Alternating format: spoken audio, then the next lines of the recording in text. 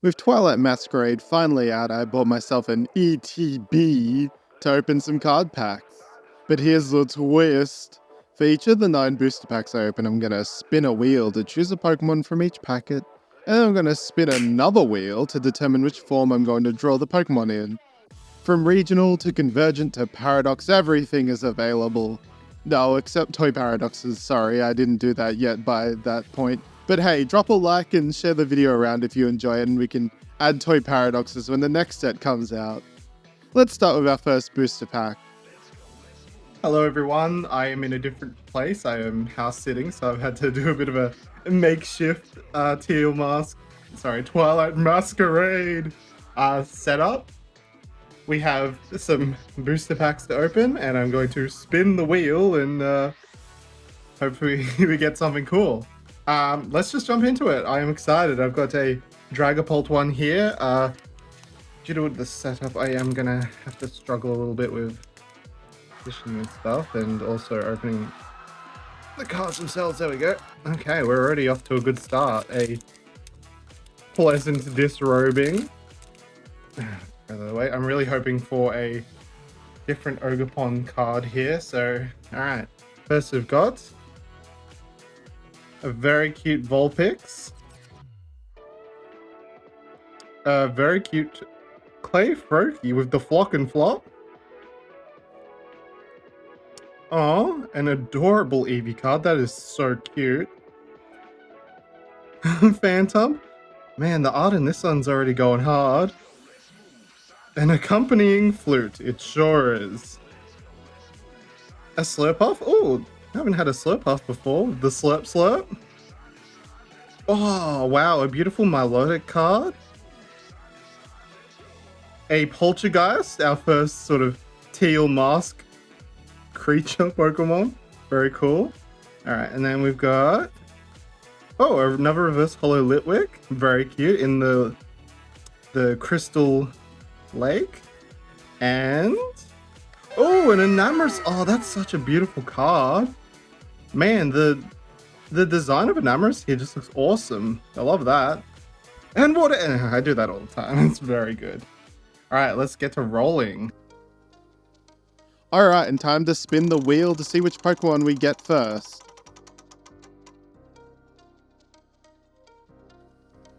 Oh, we got Slurpuff.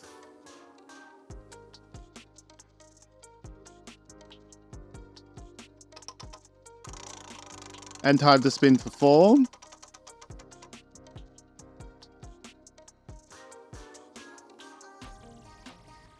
And we got a new Evo Omega. I'm going to choose Evo, even though it's a bit silly because it evolves via trade, but whatever. Alright, let's go.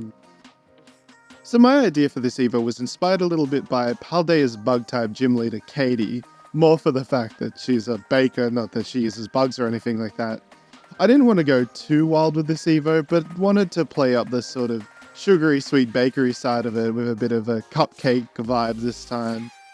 Writing this now makes me think Cupcake would have been a great name for this as well. Dang it, but you know, Swirlux work just as well. I wanted to make the body a different, larger color, sort of like the dough rising for the cupcake itself, while the head gets a fun little cherry on top, and to also justify a fire fairy typing for this one. I know Slurpuff, which might I say is an absolute banger of a design, which I used on my team back in the day, is based on a meringue and the whole line is based on sugar, so I thought Cupcake works quite well in the end for this absolute chonkerous lad. One thing I wanted to play up also was the roundness, so I made this one round as heck, maybe also kind of morbid, playing on the beast dog idea, where despite it, you know, being a problem, everyone's like, no, what a heckin' chonker. And our buddy Swirlux here is no different, except it's a Pokemon and is built that way. Never trust a skinny Swirlux. Swirlux, the baked Pokemon, a fairy and fire type, evolves from Slurpuff with a Firestone. Swirlux has a large body that is filled with a gas that allows them to belch powerful flames. It uses this in tandem with their amazing sense of smell to help chefs and bakers with everyday cooking tasks. It is surprisingly easy to train and will quickly become a diligent and intelligent Pokemon. An untrained Swirlix will become quite sneaky and you'll find baked goods being gobbled up behind your back. It is quite heavy, but the gases it holds helps it to look as if it isn't held down by gravity. Swirlix have the ability Sweet Veil and Well-Baked Body. Alright, let's get on to the next pack, and this time we've got the Teal Mask Ogerpon. I'm really hoping for an Ogerpon here. I mean, I've already got one, but I want to be able to draw one. Come on. Still don't know the trick to this. There we go. Yeah, get it off. Yeah. Okay, take the code card. Put that somewhere. Okay. Oh, oh, look at this Clefairy. Look at it. It's adorable. Oh, Shinx with the booty out. Okay, Shinx, calm down. Another Poltergeist. A Varoom, just not in the teal mask, that's for sure. That ain't Kitakami. Oh, Perrin, cool. We won't be doing anything with that, but it's cool to get. Another Milotic, very cool. An Ariados, oh, that's fun. The big net. Oh, okay, an Unfair Stamp. Interesting, very cool. Oh, a reverse Holo Kadabra. I wonder if is this the one that's been newly approved because of it being out of the card game for so long? And oh, okie dokie, hell yeah! Oh, look at that, that's awesome. And Fire Energy, nice. All right, and spin for pack 2.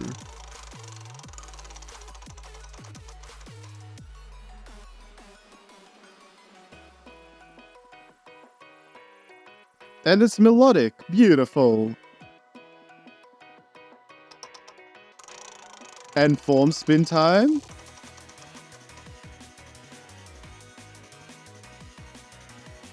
Regional form. Oh, let's go. It was hard to decide the form for Milotic here. Instead of going towards more of a type of fish related to Oarfish, I thought play up maybe more the idea of it being a Pokemon based on beauty, and that Fantail gave me a great idea to base it off Johto and the aspects of geisha and traditional dancing. The idea here was a grass dragon type Milotic, out of the water and built more for the forest. I guess a partial conversion if anything, but I wanted a Milotic that looked like it was wrapped up in a kimono that doubled as a sort of camo print pattern of flowers for it to sneakily hide within the forest. The single horn now kind of diverges into this sort of hairpin-like geisha thing that they would wear, as well as a single black flower in between to look a bit like a hair bun. My biggest issue was with the tail fan. I wanted it to look natural while still having a bit of a sheen and pattern to it. Initially it had a silly little flower pattern on it, but in the revision I changed my mind and instead mimicked original Milotic's tail and added a silver fan shape beneath it for the best. I don't know if this is a compliment to myself or anything, but I really think that this could have easily been a PAL in PAL World. Oops. Milotic, Jotonian form, the Tender Pokemon, a grass and dragon type. Evolves from Feebas with a Leaf Stone. This form of Milotic is only found in the Johto region. It no longer has to live in the water and finds itself usually among the beautiful flora of the Ilex forest. They have an array of camouflage patterns on their body, which they use to lie in wait for prey. They will use their glimmering fan-like tail to create blinding lights to disorient a foe if blending in fails. Some dancers have studied the movements of Milotic and created dance numbers inspired by them. Some will even catch and use Milotic as accompaniment. Milotic have the abilities Dancer and Grassy Surge. Alright, let's continue on. We've got the Blood Moon Ursaluna. I have slightly pre-opened this one, so it's not so difficult for me. Hooray! Oh, that one nearly flung out of the packaging. It wants to come out. It knows it's a good set, good pack. Alright, we got the Sandygast. Oh, the knitted Sandygast. Sandygast's Woolly World. It's not in focus, there we go. Oh yay, Dreepy, very cute. Got the Dragon Energy type. A Feebas. He's looking, pale and pallid. Oh, Girafarig. Adorable. A Love Ball. Very cool. Oh, Glamora. Cool. Naridos again. Kieran. Yep, you are Kieran. I don't like you. No, you're cool. Oh, reverse holo Ninetales. That's a beautiful card.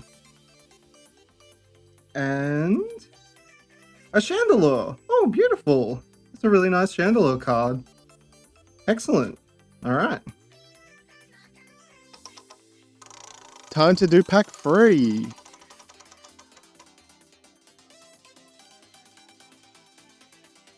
No, Ninetales.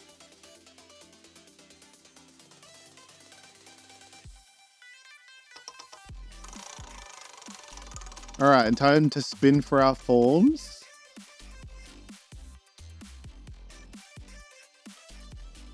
Oh, G-Max. Alright, let's go for it. G-Max forms sort of elude me in the art, but I think this one actually turned out alright. I went pretty normal with the body for this G-Max form as I was focusing on something else for this. Obviously, every G-Max form, they sort of play up an aspect of the Pokemon and just make it more. Like Pikachu with a Chonk, Eevee with a Fluff, and Snorlax. I don't know what you were going for here, but it's funny, so I'm happy. So for Ninetales, I wanted to make the tails be the focal point here, and I wanted it to be a bit Cubimon-esque. I wanted to keep the 9 tails, obviously, but 4 of those tails were going to each be part of sort of like a traditional bow. 2 of the tails form the large loops that will be differently coloured, while the other 2 will be the ends with these little fiery bits coming off it. To make this look even more epic, I can't believe I said this, but I made the little head tuft of Ninetale become a blazing crest on top of their head. I do wish the G-Max forms changed typing for this here, nah well. I didn't actually write a Pokedex entry for this one. It didn't seem really fitting for a G-Max form to get a big Pokedex entry, to be honest. Although G-Max Ninetales gets a new move called G-Max Foxfire, which has a chance to either burn or disable the moves of all enemies. Alright, next up we've got the Sinister. Let's open her up. Release from your moorings. Okay, take that code card away. Okay. Oh, we got an Aron. Very cute. A Sandshrew. Oh, Chansey, that's a beautiful card. Very cute. A Tangela. Doing God knows what to those flowers. Another accompanying flute. Boomerang Energy, the Australian energy. Another Slurpuff. Whoa, Trevenant. That's a cool card. Why does he have the attack Forrest Gump? I remember seeing that movie. It was quite horrifying. All right, and we've got Versalo Poliwhirl, very cute. And oh, Sinister. Fancy meeting you here. Spill the tea. And an electric energy. Alright, pack 4 time.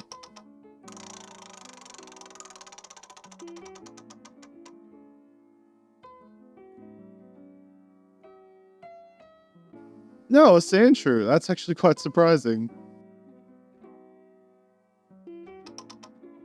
And form spin time.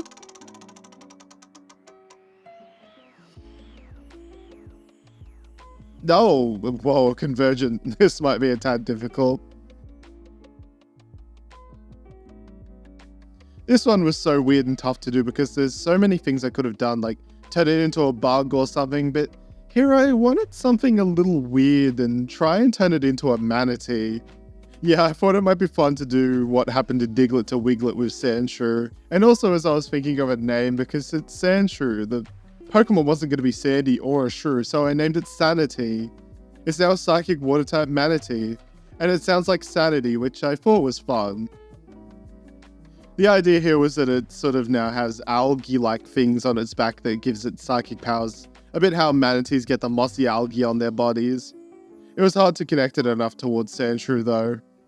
Wiglet keeps Diglett's body close enough and Toadstool is almost the same, so I decided to keep the eyes close to Sandshrew, but everything else shifts just slightly. In the end, I think it's kinda cute and fun, if a little too far on the convergence scale.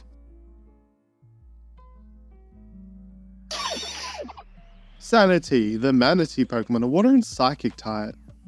Though it bears a striking resemblance to Sandshrew, Sanity is a completely different species. The resemblance seems coincidental, possibly due to environmental adaptation. Sanity live in exceptionally cold seas where their blubber helps keep them warm. Child Sanity will flock together to keep each other warm, till large enough to go solo. Their bodies build up a strange type of algae from their slow lifestyle. This algae shifts and causes hypnotic shimmering patterns all over Sanity. They use this to make quick escapes when in danger. Sanity have the abilities Thick Fat and Magic Bounce. We've got another Dragapult this time. Let's crack her open. Yeet. Take the code card. And let's begin. We've got the Junktown Varoom. Oh, I'm destroying the cards. Oh, Watchel. Very cute. Volby. Yep. Goldeen. Oh, that's a beautiful card. Festival lead, huh? Awesome. The Ogre's Mask. Can I get an Ogre's Mask in a different card, though? The Promo Pass. That's cool. I like that art. Heracross. Very cute. Very cute. A Reverse Holo Community Center. Oh, a Reverse Holo Hawlucha doing the slam from above. And... oh, Nalakazam. That's kind of cool. Alright, cool. Time to go into pack 5, and...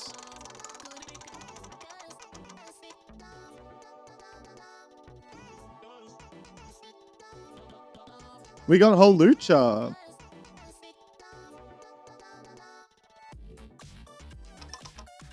And form spin time.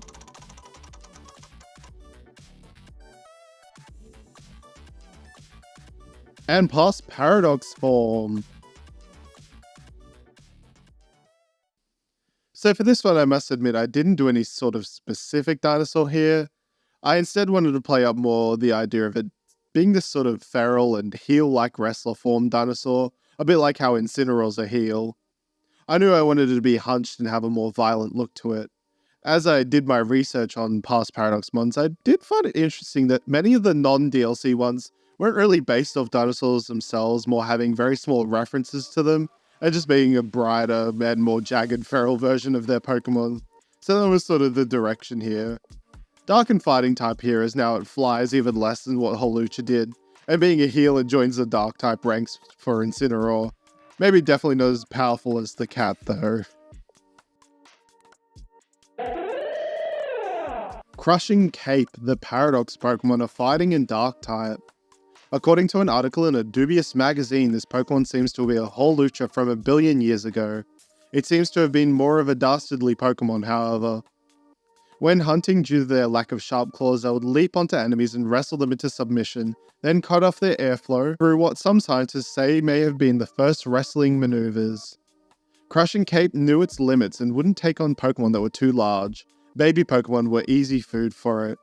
Crushing Cape has the ability Photosynthesis. We must pray for the Ogerpon, for the ogre is here. Let's hope for an Ogerpon card in this one. Be free! Okay. So we've got, ooh, a very cool looking Pinsir card. Beautiful art on that one. A Fione, wow! Didn't know Fione was in the set. Again, beautiful art. A Girder. Oh, a Venipede. Whoa, that's a weird looking card. Alright, cool. A Love Ball. Yep. Scolipede. Yes, I love Scolipede. One of my favorites. A Belly Ball. Oh, man. He's looking a bit derpy there. Alright. A Reverse Holo Heliolisk. Another great art on that one. Wow. Reverse Holo Flababy. And come on, come on, come on. Oh, a Ting Lu. Wow, that art's insane. Very cool. And the Dark Energy. Pack 6, we haven't found anything too cray-cray yet.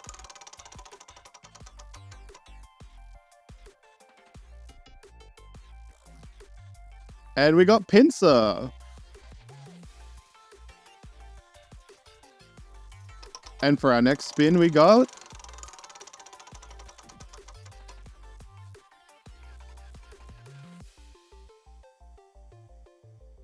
regional form. So the choice for this form was Galarian, although Pinsir does show up in the games there in the DLC. I saw this bright, colourful Great Stag Beetle through my research with the wild Pinsirs, and I thought it would be great for Pinsir. I decided upon it being a bug steal here, even though it was sort of an opposite to Cypher. It was left in the dust and left behind. At least this can help fill in the sizzle gap that Cypher left for it. It isn't anything too special apart from the top of the head, where it has a sizable gap for some more ornate and steely looking pincers compared to their usual, I guess, bumped and ribbed, which I probably shouldn't say there, but oh well. It was hard getting the perspective right on this one, as I wanted it to look like it was slightly from above view, as you look down on this thing's massive pincers, as it was about to leap onto you. Now that I look at it, bug fighting would have been a good typing for it as well. Pinsir, Galarian form, the Stag Beetle Pokemon, a steel and bug type. Certain Pinsir found in Galar take on this form. They are wildly more aggressive, which is surprising due to Pinsir's already inherent nature. Their carapace is hardened like steel, and this extends to their large pincers, which are now curved and even more suited to locking down a foe once caught. Some Galarian sponsors use this form of Pinsir as their mascot to show their ferocity and tenacity. Not many know that this Pinsir is incredibly averse to fire and will bolt at the single ember. Pinsir's abilities are sharpness and sheer force. Okay, we got the Blood Moon Ursalunar again. Let's get it again. Yeah. Okay, let's flip it around. Got the Tangela, the Fairy, Jinx, Poltergeist, the Enhanced Hammer. Yep, okay. A Kill Watchful. Oh my god, that art is sick. How awesome is that? The Glalie going, duh, huh? Very cool. A Reverse Holo Handheld Fan. Yippee. A Reverse Holo, oh, Monferno. Cute. And... what's that I see? Oh, yes! Heart Flame Mask Ogerpon! Yes! That's awesome. You can see him in the corner there. Oh, that's so cool. Okay, I'm really happy with that one. Let's go. Alright, so a little thing I set for myself here was that if I got an Ogerpon card, I was going to do a form for it regardless. So let's just spin for Ogerpon's form first. Oh, and we got regional form again. So it would have been easy to just make a new mask for Ogerpon and call it a day, but I wanted it to be special for the regional form, to get a new mask and form. I chose Colosian for this form for two reasons. The first is that the most abundant fruit from France is apple, so I thought a cute little apple Ogerpon would be fun. But also to use one of the most famous masks around, and that's the Plague Doctor mask, which originated there, and now Aromatisse and Spritzee make a lot more sense. I wear this sort of more moody poison grass type Ogerpon here. It looks like it's still wearing the same sort of kimono wings, but underneath it would be wearing this almost sort of fashion forward overcoat in black and having an almost sleepy look to its little apple face. The mask was a lot of fun to do, having a similar design to the other ones, but having those big round gem goggle eyes to it. I didn't illustrate the weapon here, but I think it would be funny if it was some kind of large comical needle compared to the cudgel, stabbing instead of massive bonkage.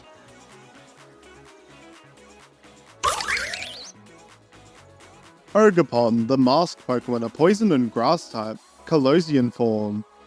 A tale goes that an Ogerpon that was brought to Lumiose City was one of the very first Pokemon to help try and cure disease that plagued the city. Their special mask was able to block out gases and other airborne particles, as well as empower their own poison-type abilities. This inspired many to create masks of similar designs for human use.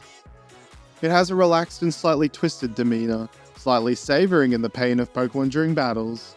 It has empathy for their own allies, however. This form of Ogerpon has the ability Merciless.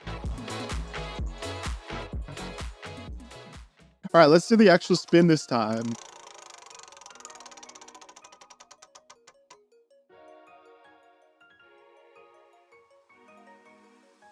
Oh, and with this one, we got Tangela.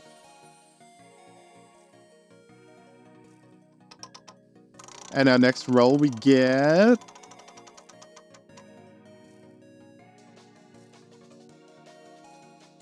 Past Paradox. Awesome, let's go.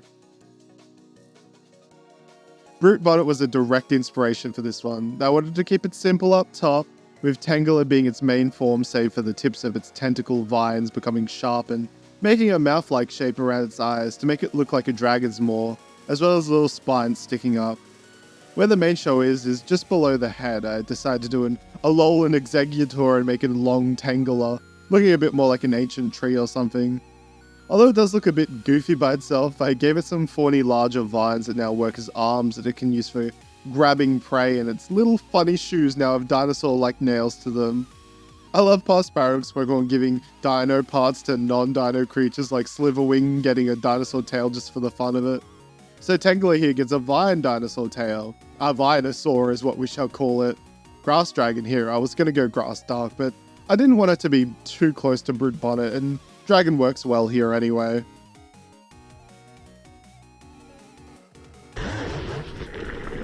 Gnashing Vines, the Paradox Pokemon, a grass and dragon type. According to an article in a dubious magazine, this Pokemon seems to be an ancient plant that may have evolved into the Tangela we see in modern times. Its vines were tipped with incredibly sharp thorns. It would use this to constrict and puncture their prey. It was impossible to escape once in their grasp. The look of this Pokemon beneath the massive vines is still unknown. Any attempt to try and look have been met with vicious bites and potentially loss of limbs. Gnashing Vines has the ability Protosynthesis. Alright, we've got the Sinister again. I've got my Ogerpon card there now. Add to the collection. Alright, let's open her up. Whee! Oh, stuck to my fingies. Alright, code card away. Oh, yes, Applin. We love Applin here. Very cute. Very cool. Oh, an adorable Snorunt card. Ooh, a Laron card. That art's really nice. Chimchar. Very weird looking art, I'll be honest, on that one. A community center. Yep. Oh, Iron Bundle. Very cool. I didn't know there was past and future in this set. That's a great art. I love that. Another Probopass. Reverse Hollow Sunflora just laying there in Green Hill Zone, it seems. Another Reverse Hollow Enamorous. Very cool. And... ooh, a Pheasantipity. We only need Monkey Dory and we got the set. Very cool. Pack 8, we're nearly done with this, ETB.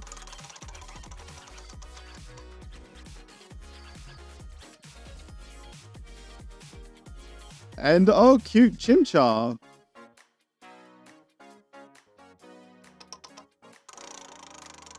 And for the form, we got...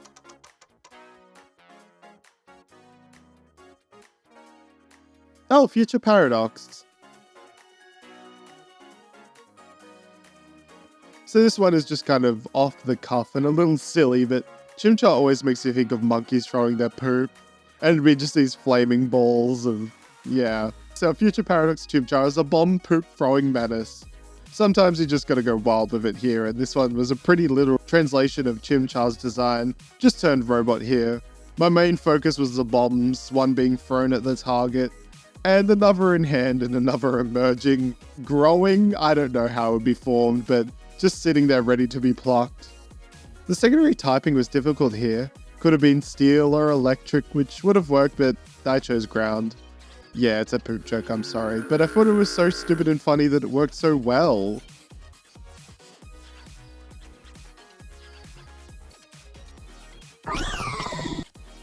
Iron Grenadier, the Paradox Pokemon, a fire and ground type.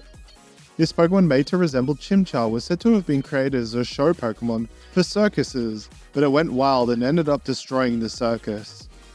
It generates powerful explosive on its behind that once removed can be thrown at high speeds. This dangerous payload is capable of reducing buildings to rubble. Iron Grenadier are immune to their own explosives and must be very careful when handling their payload. Replacing parts of this Pokemon is an incredibly expensive venture. Iron Grenadier's ability is Quark Drive.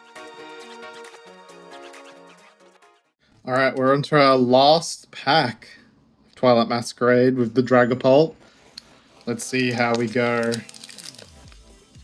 I started opening it behind the camera. Oops. It's alright. I know everyone loves to watch it be thrown away. And the code card removed. Okay, let's flip it around. Alright. Got the Venipede. The Aron. The Sandshrew. Chansey. Community Center. Oh, for a giraffe! Yay! Wonderful Rumble. That's an interesting move name. Okay. Oh, Brute Bonnet! Yay! We love a Brute Bonnet here. A Jamming Tower. Okay. What does that have to do with Kitakami? A Reverse Hollow Goldeen. And a Zapdos. Nah, Zapdos isn't my favorite, but it's still cool. And the Water Energy. Cool. Well, at least we got one Ogerpon. Hell yeah. Yeah. Alright, let's do our final spin here and...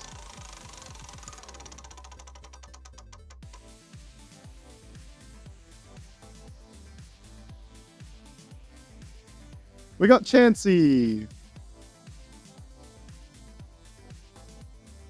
And finally, let's get on to the final spin.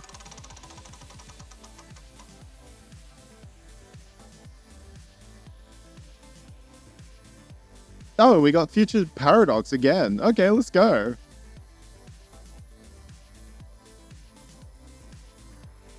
My thoughts here was to continue playing up the idea of Chansey being an incubator and caretaker for eggs. Direct inspiration here was the actual incubators from Pokemon Go. Why carry one when you can have one that just walks around alongside you and even battles as well? The idea would be the inside of this Pokemon would be hollow except for maybe some weird future charged liquid that would have an egg suspended within. Simply just push on the foot of Iron Incubator and its head will flip open like a trash can and the egg would just pop on out. It was hard to do the face here because usually most Paradox Mon's eyes are larger and more expressive in their base form to design in the dot patterns, but Chansey are very simple, so I opted for a heart LCD screen that had pink versions of the eyes here. I think this one turned out super great and very obviously very normal for this one. Didn't even need a second thought.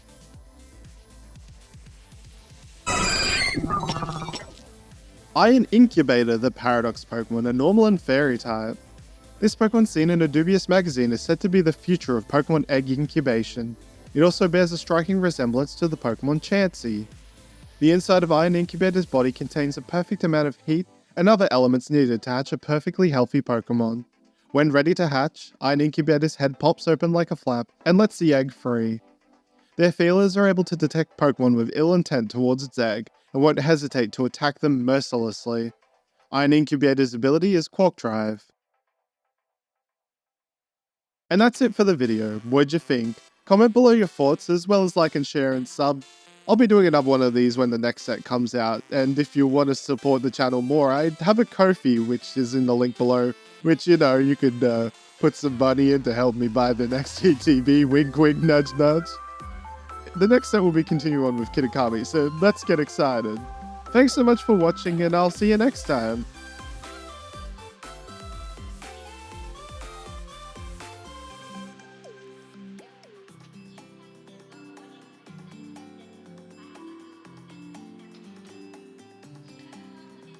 My mom always said life was like a box of chocolates.